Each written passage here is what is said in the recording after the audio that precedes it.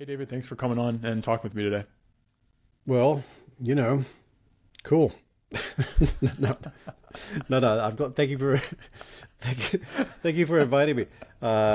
Before you hit record, anyone who's watching this or listening to this, I say we. I regaled Jake with stories of dinosaur dung, piles of dinosaur dookie that I got to fossilized versions that I got to play with. I went to NASA last week as far as that. Jake, I can't believe I was telling you all this and I didn't. This is a dual faux pas. I should have told you about this when I was telling you about the dinosaur shit, but I didn't. And I'm realizing I could have brought this with me to NASA and did not, and I am a fool. On my desk, I keep on my desk a space pen. Uh, this is the famous space pen that will work underwater. It will work in zero G. It was designed. The story about the space pen is not is there's a lot is very fiction. There's a lot of fiction in there about what really happened. No, the U.S. government didn't spend millions of dollars to design this. Uh, no, the Russians did not make a pencil. No, that's true. Uh, Plus, you're not supposed to use pencils in space because the graphite makes little flecks, and that can get on your electronics.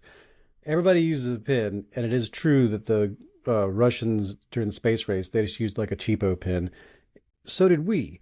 But then some company in the United States, some dude was like, "I'm gonna make the space pen," and so this is what it is. And yes, it is a thing that exists, and you can buy it from Fisher Space Pens, and I recommend it today. I get no money for this. The Here's why I like it. It's got a button on the side, right? So this is what makes it cool. God, I can't believe I did not take this to NASA. This makes me feel so retroactively foolish. There's probably a German word for that. I, I'm like, I know there's a French word for it. The esprit d'escalier, the spirit of the staircase, where when you're leaving a party and you're like, oh, I should have told that dude this, but like you remember a fight you were in or something, and you should have.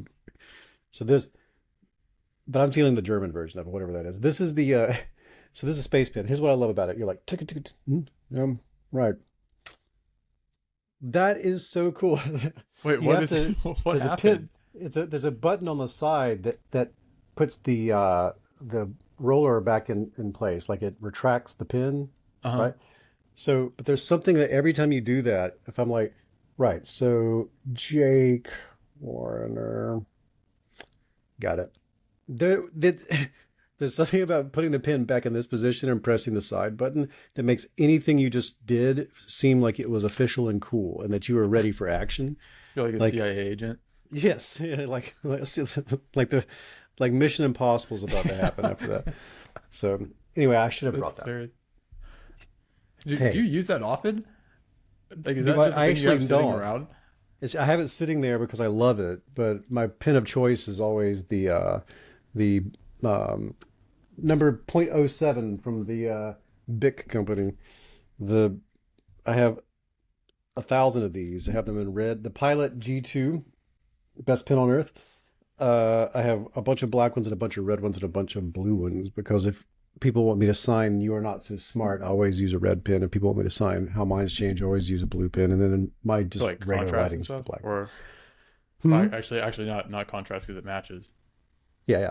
Yeah, Because it I know. matches, and it Yeah. just like I get to be an eccentric author person for a second, and they're like, "Oh, this guy's weird." And so, but Yeah, yeah. So, how minds change is how I came across your work. That book you're talking about how we form belief and persuasion and things like that. What got you interested in that topic and led you towards writing that book?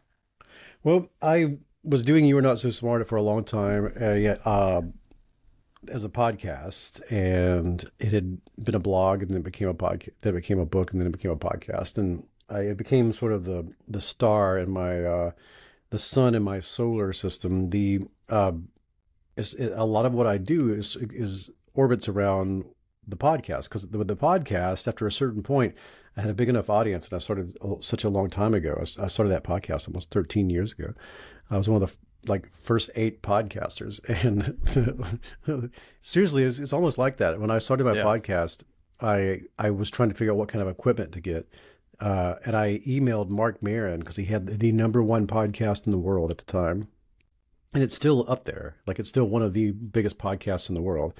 The man's interviewed like Barack Obama. You know, he's a major podcaster, and his podcast was WTF. And I just emailed him and said, "Hey, what kind of stuff? What should I get if I wanted to start a podcast?" That day, before the afternoon, I got an email back from Mark Maron with a bulleted hyperlink list of stuff from Amazon to get. And then he told me, "Hey, good luck. I hope you enjoy this podcasting thing." That's how small podcasting was back then. I could email the top podcaster that day. He sent me back some Amazon links. That's wild.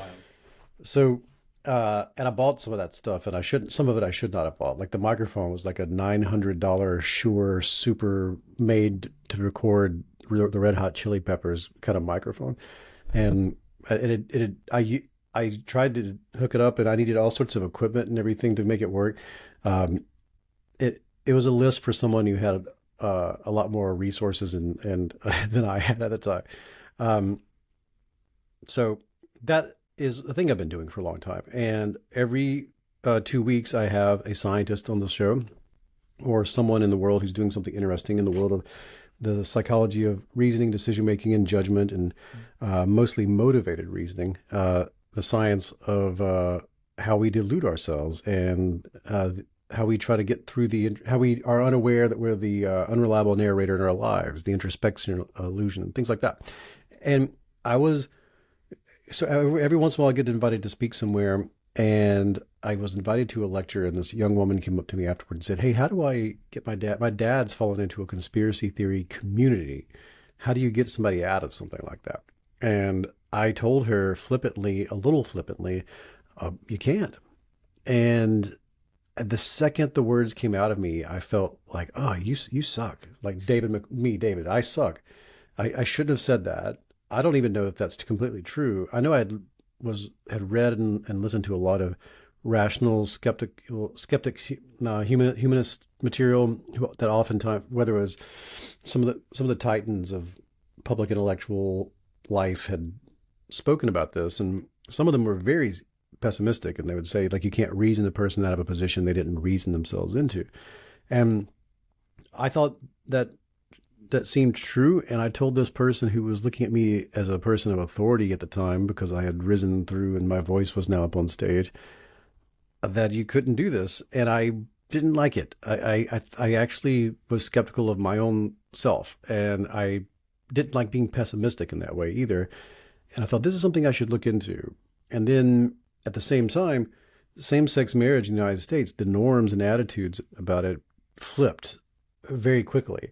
So, and I had someone come on the podcast, a political scientist, who told me that it was the fastest change in public opinion ever recorded. Then they've only been recording it since like the 1930s, but like of all the things that had happened, all the major shifts in society, this one was the fastest. And you could look at it on a graph. It was like 2000, around 2012 was when the flip happened, but it was like 60% of the United States was opposed to same-sex marriage being legal, and which is shocking right now to imagine that that's how this country felt. But that was we're talking early 2000s, like we're talking like Limp Bizkit is on the radio, and people don't think that same-sex marriage should be legal in this country. That blows my mind that was so recently. And over the course of about a decade, it was really about 13 years, it went from 60% opposed to 60% in favor. And I looked at this on a graph, and I couldn't get over how wild it was to imagine that a decade is so short. I mean, it's already been 5 years since 2019. You know what I mean? So if you took all these people and you put them in a time machine and had them go back 10 years, they wouldn't really be noticeably different, except in the fact that they completely flipped on this issue, you know. And I was like, what would they argue with themselves if they went back 10 years ago? Would they argue with themselves the same way people argue about wedge issues today? Also, what happened between those 2 points in their brains at the level of neurons? Like, what happens when a person changes their mind, and why didn't they change their mind before this? What was the trigger? So this became a bevy of questions, and I just started bringing people on the podcast. And the more I brought people on the podcast, the more it started to get bigger and bigger. And I started getting surrounded by materials like, this is a book. This is definitely a book. And I went and visited the people who do deep canvassing in California, in Los Angeles and beyond, San Francisco, Los Angeles. I had read about them in the New York Times, and I embedded with them for a week, and it was just clear. I initially thought it would be a cool podcast to add the rest of everything, but I was like, this is just a book. This is just 100% a book, because this is the most amazing thing I've ever seen. These people are going door to door. For people that don't know, we can talk more about it in a minute, but in the origin story of the book, they knock on a person's door who they're pretty sure, based off polling data, is going to be opposed to some wedge issue that they want to discuss. At the time they started same-sex marriage, but then they've gone to talk about transgender bathroom rights and abortion rights and all sorts of stuff. They knock on their door and they say, "Hey, do you mind? You want to talk about this? How do you feel about this?" They say how they feel about it, and they're like, "Would you mind having a conversation with me?" And over the course of 20 minutes, they have a very high success rate of flipping that person's opinion on that issue. And social scientists study them because when I visited them, they had done 17,000, they had 17,000 conversations. And they A/B tested them. So they threw away what didn't work. They kept what did. They recorded everything. And then they eventually irised in on this very powerful rhetorical technique. And so I went and visited them many times and trained in it and went door to door with them. And from there, I was like, okay, this is a book. We're going to go write a book about this. So that's how the book started. So they developed this technique of like just digging deeper into people's opinions and like getting them to think about things in ways that they hadn't thought about before, or like beyond like the surface level claim in the beginning. Well, it's kind of fun to when you start asking, because this is a fun part of the book, and I talk about this. I love that you ask it this way, because like when you ask them, "Hey, how does this work?" They're like, "I don't know." That was very frustrating in the beginning, because they're like, "We're not scientists. We just do it. We A/B tested it, and this works." And it was weird to me. I was like, "You don't want to know why it works?" Like we do, but I could never tell you why this is working. I don't know. At the time I was talking to them, they just knew it worked. They didn't know why. They actually they referred to it like, before we knew the chemical makeup of aspirin, there was a certain kind of tree bark that has that molecule in it that you could use, and you could take it and it would make you not feel so bad. And the science to why that worked was 1,000 years away. That's how they felt about discovering a rhetorical technique that worked more often than not. They didn't have any idea what was going on there. And a lot of their assumptions about what was going on there were not correct, which I thought was really neat. Like anytime you try to make sense of something post hoc, you're going to like make sense of it the best you can. And they were incorrect about a lot of it. The first scientists who studied them were incorrect about a lot of it. Their hypotheses were all way off base.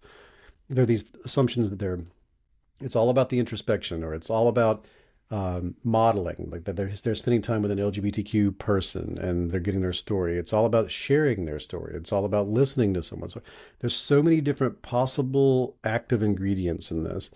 And what I love about it more than anything, though, is I visited people who did motivational interviewing in the therapeutic domain. I visited people who do something called street epistemology out in Texas. I found people who do something called smart politics up in San Francisco. I found all sorts of groups, Braver Angels and bridging organizations, and people who do this in therapeutic practices. And what I found absolutely astonishing was most of these organizations or institutions or scientists had never met each other. They weren't even aware of each other. And if they weren't academics, they had no idea that there was any scientific literature that supported what they were doing. They independently all came up with something that looks pretty much the same. If it's in steps, the steps are pretty much the same steps. They're pretty much in the same order. And I started to see it like the way I tried to make sense of this to a reader and to anyone who's like wasn't thinking about this 8 hours a day all day. To me, it was like if you show a kid the airplane from Kitty Hawk, the first quote unquote airplane, the one that we usually refer to as the first airplane. If you showed today, like a 2000, we're recording this in 2023 at the very tail end. If you show a 8-year-old in 2023 that picture of that thing, and you ask them what is it, they'd say that's an airplane. And That's because airplanes look like airplanes, which is, but why do airplanes look like airplanes? Because they are trying to overcome certain challenges, certain obstacles to flying in a thing that is physical and three-dimensional that you made out of stuff that was laying around. Like, it took a long time for human beings to do that. And there are all sorts of things you have to overcome: material science, gravity, wind, uh, the weight of this thing versus its aerodynamics. You have to have aerodynamics. You have to have something that can produce energy that isn't so heavy that it ruins all the other stuff. There are all these things that are challenges you have to overcome. And if you overcome all of them at once, it takes a certain form on this planet. And if you have seen one before, you're like, oh, that's what that is. And what you're really seeing is a physical manifestation of overcoming a lot of challenges to achieve a certain goal. And these rhetorical techniques, that's what they started to seem like to me. They all kind of seem like they have the same form because they're all trying to overcome certain challenges when you're engaging in an attempt to persuade another person or have them entertain a different perspective. And some of those things they're also forms of resistance, like reactance. So we can talk about these, but like reactance, identity, in-group, out-group status, reputation, the strength of a certainty in a prior, the degree of extremity of an attitude, how valenced it might be, how integrated into the person's concept of their own place in society is their value set. These are all things that the rhetorical technique has to deal with. But then also practically in the 101, they have to trust you as a social primate. Like, are you an ally? Are you an enemy? Are you potentially up to something? Are you trying to scam me? Are you trying to hurt me? Are you trying to mess with me? Are you trying to affect my agency? Turns out there are a lot of things you have to overcome if you want this thing to fly. And that is how these rhetorical techniques work. And that's why they take on a certain format. And to sort of bring that together, to pseudo sum up what I'm saying is that people get frustrated and start to assume that you can't do this, especially if you have like loved ones who seem to have fallen into a conspiracy theory, or you are having some sort of political argument with someone, or any argument over anything on the internet. Like if you're discussing Zack Snyder movies on Reddit, which still blows my mind that there are people that are Zack Snyder super fans. Like, I just said that out loud. And I honestly don't know who that is. Like I learned about this recently, but here's the thing, Jake. I just said that out loud, and you just said something out loud about Zack Snyder, and I assure you that even though we're talking about all these high-minded psychological concepts right now, the first comment most likely, and probably 25% of comments in any comment system that will be attached to this piece of content that we're creating will be about the fact that we said something about Zack Snyder. And that's important. That's important. That is a huge data point that is worth understanding about human beings. Why would that be so? And the reason that's so is because someone has integrated that into their identity. And my opinion about Zack Snyder reveals something about who I am. And if it suggests that who I am is bad, then I need to talk to you about this. I need to get this rearranged, because that's very important to me that you don't think I'm bad and that I don't think I'm bad. And the Zack Snyder stuff is irrelevant to that discussion. It's just how we got there. So all of this has to be in it. And it turns out like people often really do this poorly, as you may have noticed. I know I did it poorly for a long time. And you keep failing at getting someone to see your way or entertain something new, or you keep failing to reach out to a flat earther. And you're like, I have all this evidence. Like, I know I haven't been to space, but there's a lot of evidence that suggests the earth is round. How am I failing in this discussion over and over again with this person? Like, clearly they must be insane. Clearly they must be stupid. Clearly they must have been cult programmed. There are all these ways you're trying to make sense of why you're failing. And it seems to me it's like trying to reach the moon with a ladder over and over again. And you can't, and you're like, and it doesn't work. And eventually you say, well, that's just unreachable. You can't get to the moon. It's just an unreachable object. But you're just using a technique that will never get you there. And that's what I started to understand. There's another way of doing this that's more likely to get you where you're trying to go. there's my gigantic. I think about this too much, Jake. I think. Fair enough. uh, yeah, I mean, I think anybody who's tried to change anybody's mind about something resonates with that, but it could be kind of brutal, especially if somebody seems like they're just clinging to something. When you're trying to pick those battles, how do you know like whether or not you should even engage? Because it seems like it's something that you would want to be very careful about. This is I have when you're promoting a book, and we're a good year and some change out now. This is the best part of a book's life, is about a year into its life, is when it starts to actually find its audience. People who bought it thinking it was one thing. A lot of people who got my book thought it was going to be how to win friends and influence people. Yeah. Part 2, or they thought it was just going to be a guide to becoming a better salesman or something, or something like that. But it started to find its audience after about a year, which is really cool. And I'm happy that, like, of all of the gazillions of interviews I've done, and I've done a lot of lectures. I just came back from a 23 city lecture tour on this. Wow. Nobody's asked that question, which is cool. That question is a great question. I wish people would ask that question. I typically have to force that into the conversation. Yeah. How do you know when you should engage with this person? That's a great thing. You should ask yourself this before you start any one of these things. Like, if you feel compelled to change someone's mind about something, have you stopped and spent a little bit of time with yourself asking, why? Right. Why do I want to do that? Why is that important to me? If, the world of hostage negotiation, which is, I came to that very late in the process, blew my mind. Chris Voss is the big proselytizer for hostage negotiation techniques. And he came to that the same way the deep canvassing and other people did. Like, he just was doing it, and then was like, what works, what doesn't, and then eventually started finding things that are supported by the science. Yeah. And one of the things hostage negotiators are very adamant about is like, hey, hold up, why? What is the big question? Like, that's what they're trying to get the other person on the other side to get to, is their why. Why is this important to you? But you have to do that first. Every person I spoke to in the world of professional negotiation, people who, and today I do some consulting here and there, and I bring in Misha Globerman, who is a conflict negotiation expert who trained in the same stuff as like Chris Voss and all these other hostage negotiation people. And it's really fun for us to like do our sort of a peanut butter. He hates when I say this. I call it peanut butter and chocolate. Like, I'm coming from the motivational interviewing psychology side, and he's coming from the hardcore negotiation side of things. Why does he hate that? Our Venn overlap is enormous, because it turns out people work a certain way, because brains work a certain way.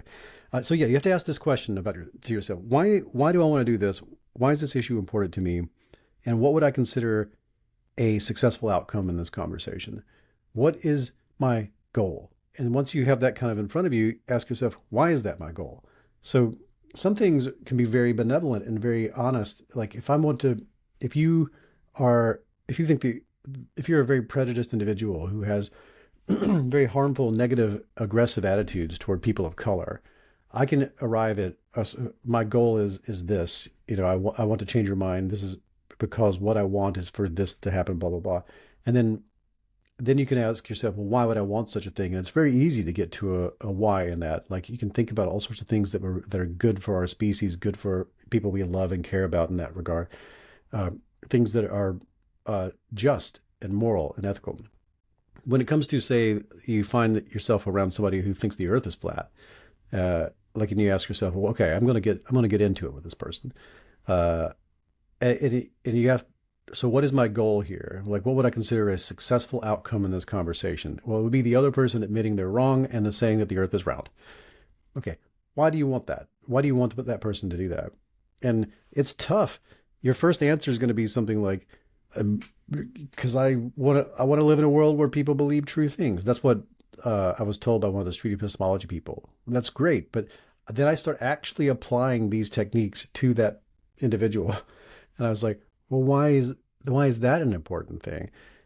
And eventually, if you get in there, if you do that sort of guided introspection, that guided metacognition, you'll arrive at something really deep and fundamental to the fabric of your humanity, to the tapestry that is you. of why it would be important to you that, and I remember talking to the street epistemology person, we got down to their experiences growing up in a fundamentalist Christian household and how they were watching laws get passed that were based off of that religion's tenets, not necessarily Christianity, but that very particular form of Christianity that was in the region that they grew up, and how it was affecting people's lives. They had not ever explored that being the driver of their desire to wish to change a person's mind on this particular scientific topic. Because it seems like I just want people to believe true things. I like science. That's critical thinking. But there's always something deeper. So you can do that alone. You can do that with yourself. Consider that. If you don't do that, it's going to clog up the process when you're discussing the issue with the other person, because you're going to attempt to take some sort of high ground that you're not actually on. You probably have a much more base reasons for this to be a discussion that you want to have with the other person, and you'll be a poor conversation partner because you're not authentic and honest with your intentions. And if you wish the other person to be authentic and honest with their intentions, and a lot of these techniques are based off getting a person there, you have to start there as much as you can, or at least entertain the possibility that in the conversation you'll get there. And so it's good to ask yourself up front. And then if you're talking about choosing your battles, like my science communication hero, James Burke, he ends Connections, his major series that I still I recommend everybody go to YouTube and find the original Connections. And then I helped produce the new Connection series. I got no money for this. It was just I brought it to the people who could make it into a series.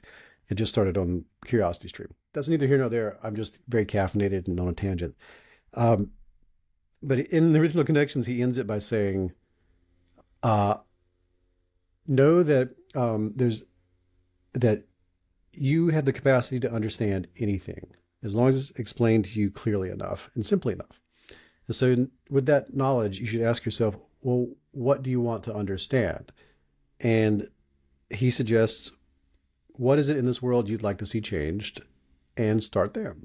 And I will grab that and keep going and say, okay, now ask yourself, what is it in this world you want to see changed? And ask yourself why. And let's go as deep as we can there. And choose your battles in that way. And know that this is, if you're going to engage in an argument with somebody on Reddit or something, it's going to take an afternoon to get them to where you want them to go. And you have to be open to the fact that maybe you'll go somewhere that you've never been before too.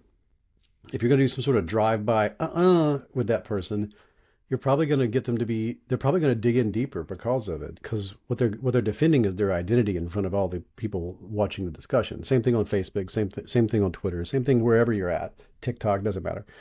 So choose the battle you're willing to actually commit to, and you're willing to be empathetic with the other person, to be a non-judgmental listener, and take the time to actually have the conversation. Don't just run around going nah to people. I was that person too, especially in like my 20s. It just makes you look like a massive asshole, and you ended up causing more harm than good. You're just making every person you're doing that to is going to entrench a little deeper because of the way you're approaching the issue. So pick the battles you're willing to fight, I guess is what it comes down to, and then know why you're fighting them. Yeah, I think the context point is important. You talk about how face-to-face is so much better. Would you recommend engaging in something like Reddit, Twitter, Facebook at all, or would you do everything you could to just like get it face-to-face or FaceTime or a call or something like that? Do everything you can to get it but that's just not feasible. So sure. My answer is multi-level here. Totally. If there's an issue that's important to you, like there are so many things, depending on when you're listening to this, there's going to be something that's risen to the top of public consciousness that you're engaged with. And you may be an expert on the topic, or it may be something that you're deeply involved with. It could be a social issue, it could be a science-based issue, it could be all sorts of things. But if it's important to you and it matters to you and it's something you feel strongly about and you want to change this in the world, yeah, engage people online. Do it. Like my good friend Monica Guzman, yesterday the trailer for Civil War came out. It's a movie that's going to next year that depicts the United States actually falling into civil war, like in the modern era. And it's an A24 movie. Alex Garland directed it. I'm like, oh wow, this is an important moment in history for this movie to have risen to the top of our consciousness, and for this much money to go behind it, and these prestigious actors to be in it. This is going to be a big deal. And I saw the buzz all over the internet starting to kick into high gear about it, and I thought to myself, Monica, who heads up the organization Braver Angels, which brings people on the left and right together to have conversations in public spaces. I went to one of their things in Gettysburg, and that's how I got involved with it. And my first thought was, Monica should know about this. She should be telling her audience about this. So I texted Monica. I said, look at this. And then we had one of those like, oh my God, I can't believe this is happening. This is important. And then she immediately went to her socials and she engaged in that way. She was like, first of all, this freaks me out. Secondly, though, it's more important this happens in a artistic expression than it is that it actually happens. And a lot of important things throughout human history have changed because we spoke about it in this way before we got to so it encouraged public discourse. So I'm a huge advocate for let's actually, if you're the person who's excited about this and interested in this, talk about it. But don't do it willy-nilly. Like, you should engage with people on whatever social media platform with a lot of time and effort and knowledge of how to best engage other human beings in those formats and contexts. I think the time of just I have an opinion and everybody should hear it is donezo. I'm very over it. I hope we all are. I think Twitter was fun. Thankfully, Elon Musk ruined it for everybody. And now, but it's kind of a phase. I think it was a phase we went through, and we're in a different phase now. I don't need to know everybody's opinion about everything anymore. That's great. I would prefer if you took a minute and like gave me a Substack version of how you feel about the thing, and that's fine. So my answer to that question is, sure, engage with people on Reddit and Facebook and Twitter and TikTok, but don't do it in a coarse, brutish, I'm hanging out in the back of the bar around the pool tables, I hope somebody bumps into me kind of way. That's going to get you nowhere. Right. So don't engage with people in a way that's going to make things worse. And that means you need to understand what things that you do could make things worse.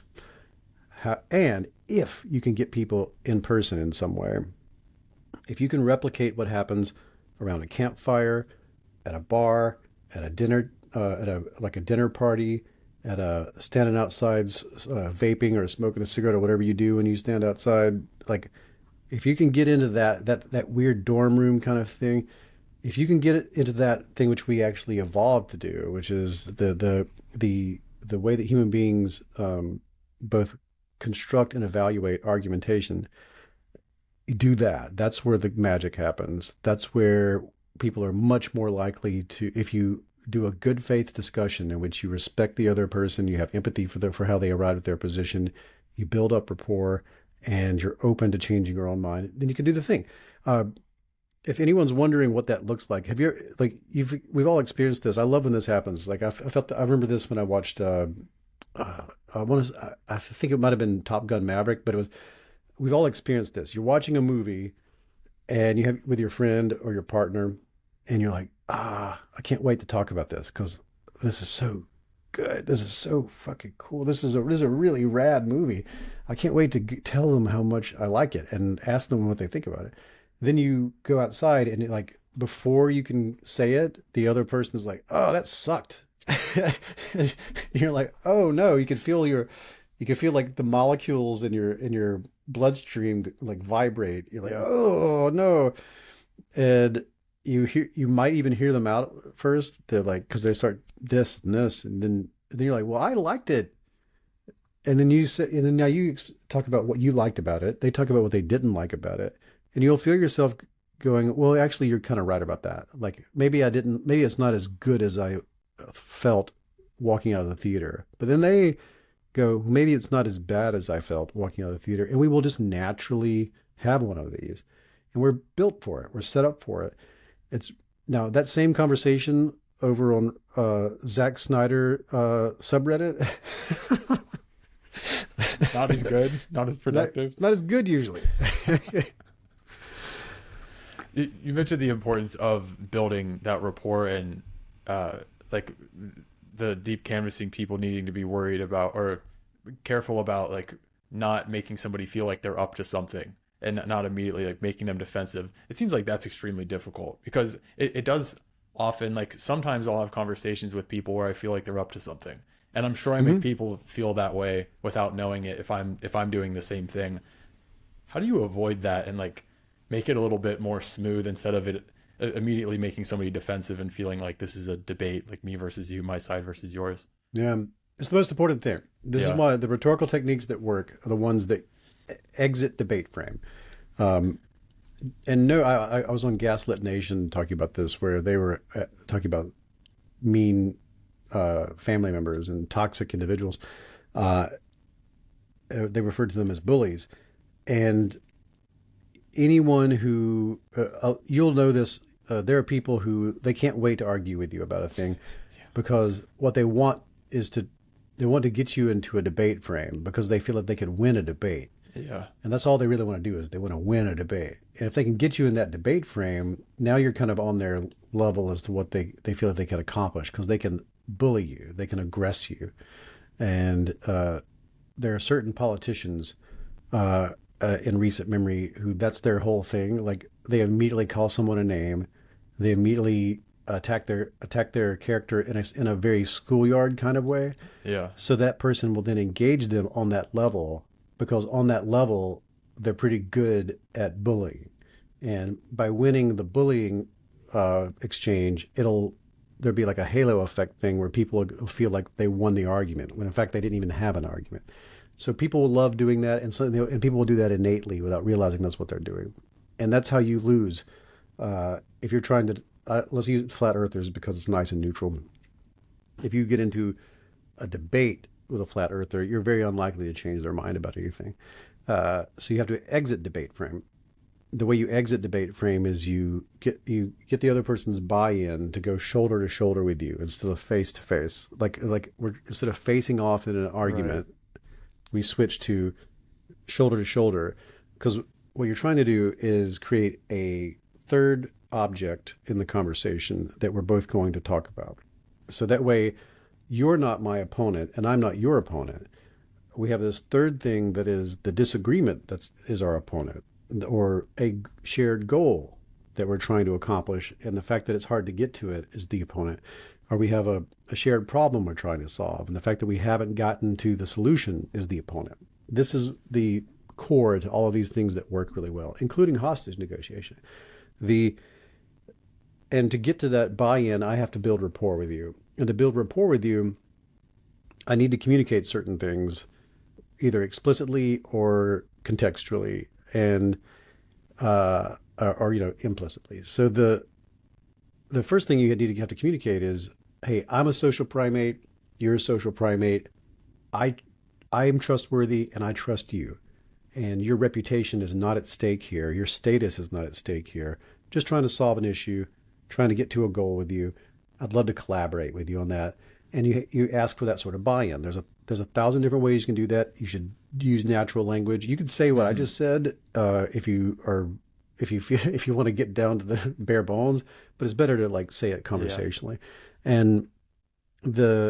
And you also have to be honest about that. You have to actually want that. You can't be up to something or it won't work. You have to authentically, honestly, actually want those things that I just described. If you don't feel that way, you have to say it out loud. You have to be transparent. if you transparently want to change a person's mind for a particular reason, because as earlier we discussed, by now hopefully you have sort of a good idea of why you want this, you have to say that out loud. With deep canvassing, they want to change people's mind about, when I was hanging out with them, they wanted to change their mind about LGBTQ issues because they were biased. It took an outside party to show me that I hadn't really acknowledged that, because I was biased too. I wanted what they wanted, but I hadn't admitted it to myself. I just thought like anybody who's not a terrible person would want this. But they did, like Dave Fleischer, who was one of the major people in creating deep canvassing, he was totally open about it. He would be very transparent. I'm biased about this. I think that this should be legal, or I think that this is a bad law, or this is a good law. And I think that because this is important to me and he's a gay man. He's like, this is important to me as a gay man. This affects my life. This affects the lives of people I care about. That makes me biased about this. So he just says so out loud. Mm-hmm. He's like, I am up to something. I want to change your mind about this because that's what I'm up to right now. Would you be willing to have a conversation with me where that might happen? And then that person, they can consent to something that has been transparently and authentically communicated to them. So you have to do that on whatever issue it is you're discussing. You have to be transparent, authentic, honest, and ask for consent. And then in that mode, shift to, would you be willing to discuss this in a way where we team up and we try to solve a mystery together? And the mystery is, isn't it strange that I respect you as a human being? I think that you seem reasonable and intelligent, yet you and I don't agree on this, or we have different perspectives on this. I wonder why. And would you like to engage with me in a conversation where you might get a better idea of why that is?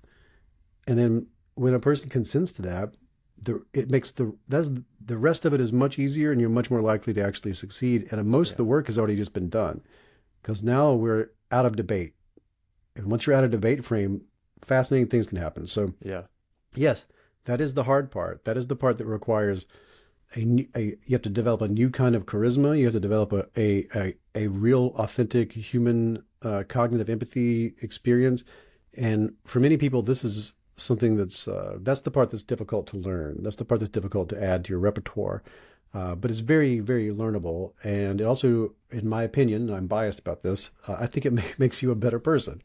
You'll find that you apply this across the board. You'll apply this to your personal life, and it makes holidays way different. I know that when I hang out with my family in a deep red part of the country, and I come to them with sometimes some very challenging ideas, I have a very different way of approaching them just in casual conversation than I did before, because this rapport thing is something you can apply to anything. It's really quite marvelous. When I was reading the book and thinking about this, one of the things that stuck out to me that kind of worried me is that I never use this kind of method on myself. And instead, I'm always like trying to change somebody else's mind about something that I fervently believe in, but I'm never actually like digging into it myself first to make sure I actually understand what I believe and why. Do you recommend starting there? And do you have any good ways for kind of like figuring out for yourself instead of immediately jumping to trying to change someone else's mind? Dude, this is it. This is the most important thing. Like, I feel like I just gave a lecture at the University of Wisconsin, Madison, Wisconsin, and they had asked me to develop. I'd never had to answer this in the way that I'm going to try to answer it with you, which is there are three gigantic pillars I feel are important right now, thanks to the massive shifts. And I find it very peculiar. We keep saying, thanks to social media and thanks to the internet, even that's been around for long enough now that it's like somebody in the 1990s talking about, like, thanks to television, thanks to the VCR, it's been part of life long enough now. We can stop pretending that it's new. It's just life now. But it is true that unfortunately, we still live in a lot of institutions, both abstract and concrete, that operate as if they're in an era before the internet, before social media, before smartphones. And that's why it still comes up as a friction point for all of us. And we finally are at a stage where these institutions are breaking down because they haven't adapted. And we have to either build new institutions or those institutions have to massively adapt. You're seeing it all over the place. Higher education, uh, uh, commerce, politics. Our institutions have reached that point where they're straining because they're trying to operate in the 21st century using 19th and 20th century models. Yeah. And that's led to a massive amount of epistemic chaos because we're in an information ecosystem that doesn't play well with these old ways of operating. And there are three pillars, I believe, that are. I hope there are three. I remember the part where there are three pillars before I remember what the pillars are. But let me try to remember what they are, which is one of them is media literacy. You can't operate as a regular old person in this world without media literacy. There were 3 channels and 6 newspapers, and you could trust that those were professional institutions that vetted themselves and had checks and balances. Now there are a million ways to get your information, and you have to be great at media literacy. You have to know that's a good source of information, and you have to have ways of determining if they're engaging in journalism in a way that you appreciate, or they're an academic institution. So you need media literacy. It's a whole thing. Look it up. Go to Wikipedia first, or ask ChatGPT about it, and then you need to have critical thinking skills. That used to be a thing that was just for a privileged few. It used to be a thing like we'll let the philosophers do that, and then we'll just take whatever they hand over to us. We all have to have these skills now. You're going to have to put on your toga and have powerful critical thinking skills to operate in this world. If you're watching a TikTok that tells you Popeye was based off of a real dude and it shows you a picture of the guy and you're like, wow, I didn't know that, you have failed at critical thinking skills. That who knows if that's true? You don't know if this TikTok person knows, is telling you that. They may have done some real lazy research. You need media literacy and you need critical thinking skills. And then the third thing is the answer to your question. Yes, it is fundamental to being a modern human being that you have to have intellectual humility, which is ask yourself, am I right about that? And here's the Will Storr gave me this as a way to introduce yourself to intellectual humility. Two-part question. One is ask yourself, and this is especially if it's something you care about, like you can narrow this down to one topic, but you can also think about it broadly about everything, which is, do you think that you are right about everything? And so we can do that broadly, which is just everything: donuts, painting walls, toe fungus, all of it. You could do that, or we could pick one very specific thing: Zack Snyder movies. We could we could say Wi-Fi routers, something like that. So question 1, do you think you're right about everything?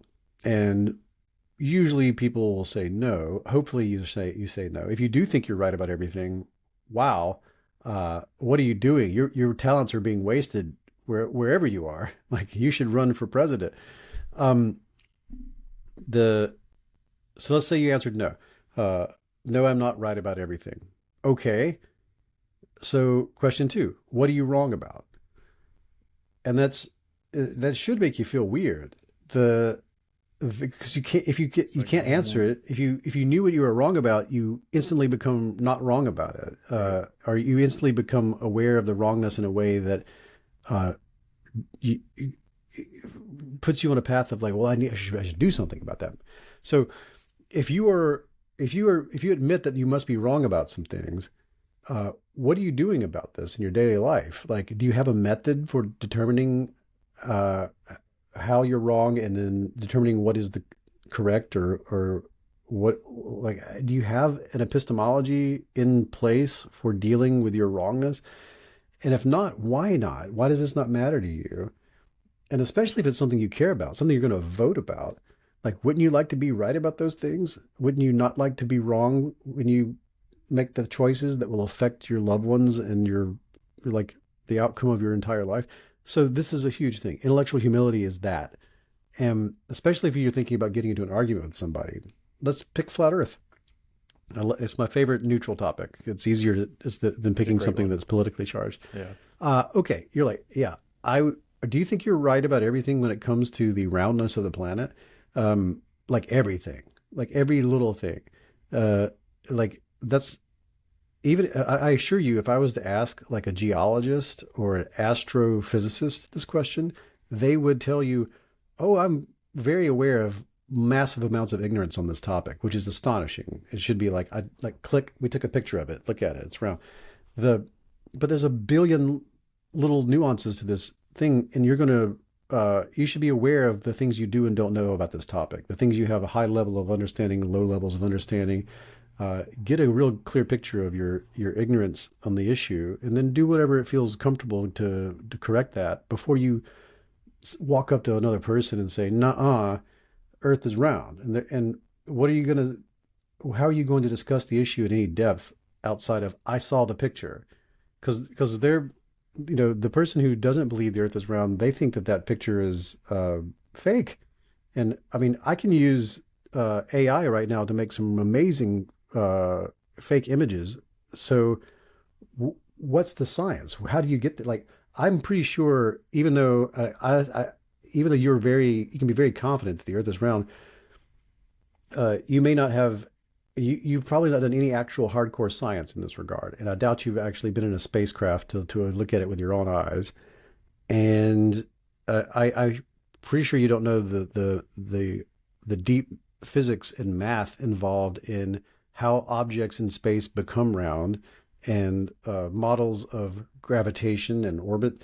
Like, admit that to yourself. Have intellectual humility on the issue before you decide to engage in the discussion, because what this gives you as a gift is understanding that this probably isn't the domain, this isn't the space in which you're having the disagreement or the discussion. Because with flat earthers, what usually is motivating them is a deep distrust of the government. They have problems. They have an anxiety about the military industrial complex, and they've found a way to discuss that, or a way to manifest it in conversation, which is NASA went to space, and they're one of their narratives is that they get up there and they're like, "Oh, Earth is flat," and the well, that doesn't suit our ends, so we have to convince everybody that it's not. And that's a way to tell a story about how the government and the military-industrial complex of any government often gets up to some weird stuff like that, where they will mess with the narrative that gets delivered to the public about certain issues. They will massage the truth. There is a history of this all throughout, going back to the Roman Empire and beyond, that the people in power do sometimes get up to some weird things. And people whose lives have been affected in that way,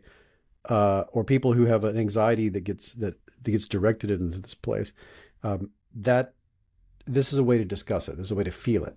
And that's what you're actually, if you were going to have a discussion with a person who's a flat earther, that's where you should be having the discussion, is in that space. And there's probably a lot of overlap there. Like, you probably have some things that you are worried about that the government is up to. It may not be this sort of space race stuff, but it might be about how housing prices, or it may be about social issues, the border, immigration, the cop city in Atlanta. That is, there's all sorts of things that you could find overlap on this. Oh, I too often wonder if I'm voting against my best interests. I too often wonder if I'm being properly represented by the people that are in office right now. That's where you could have a discussion with a flat earther, and all of a sudden you're aligned on certain things. You have certain similar values, and you get there and one of the pathways of getting there is having intellectual humility about the topic that you're about to discuss, and encouraging it in the other person too, because in these methods in the book, that's a big part of it. Like, how confident are you that you're correct on the scale from 1 to 10? How did you arrive at that level? What's encouraging you to feel that level of certainty or confidence? And you're encouraging intellectual humility in the other person. You can do that to yourself. Like I'll wrap up this long answer with, we could think of a model for that, like a topic for that. With the earth is this is very simple. Like, okay, you believe the earth is round. Where are you at on a scale of 1 to 10 on that? You may be a 9, 8, 9, or 10. Then you ask yourself, you're asking yourself this, like, okay, why am I not higher or why am I not lower? And then what reasons do I have to hold this level of certainty? And then what methods am I using to vet that as a good reason to have that level of certainty? And I know if I do that for myself, I'll start revealing, oh, I have a high level of trust for certain academic domains. I have a high level of trust for certain scientific elites. And okay, well, why do I have that trust? And now we're in a really interesting space because we're discussing trust. Where do I place my trust? And it turns out that if I was talking to a flat earther, usually that's what comes out in the end. That's where our actual disagreement is. I trust these people. You don't trust these people. And so why do I trust these people? And why do you not? And now we're having a completely new shoulder to shoulder question, solving a mystery that will help me be a person that is able to approach this better because I have a better understanding of, well, wait, why do I? Should I trust these people? Is that okay? And that's the value of going in with this first and applying it on yourself. Yeah. So what are you up to now, and where can people find your work online? Okay, so I'm working on a new book. Cool. Are you still with me, Jake? Yeah. Wait, did I cut out? Cool. Okay. Your video cut out, but it's just doing that thing where it kills the video before it kills the audio. Okay. You want to continue answering, or do you want me to wait? No, I'm good. Go ahead. Cool. I'm currently working on. You might be able to see. I've got an enormous number of books over here. I'm writing a book now about what does the word genius actually mean, which seems like a silly question, but it turns out it's a humongous question to ask about anything. Like, what does X mean really? And so that's gotten me. I'm flying all over the world answering that question right now, and that'll be a book that'll come out either late next year or the year after. And I'm still making a podcast, and I'm still going all over the world talking about how minds change. I'll be doing all sorts of strange stuff in the next year, like going to several legislature bodies in the United States, and I'm working with the Department of Wildlife, Fisheries, and Parks. All sorts of fun adventures, helping people be better at talking to other people about topics that are difficult. You can find me at davidmcraney.com and youarenotsosmart.com, and all my social media is at David McRaney for the most part. And the podcast that I do all the time is You Are Not So Smart. Cool. Well, thanks for coming on, David. This one was a pleasure. So thanks a lot. I really appreciate it. Yeah, thanks for letting me just go on and on and on forever about all sorts of stuff. No problem. Yeah, thanks a lot. Thank you.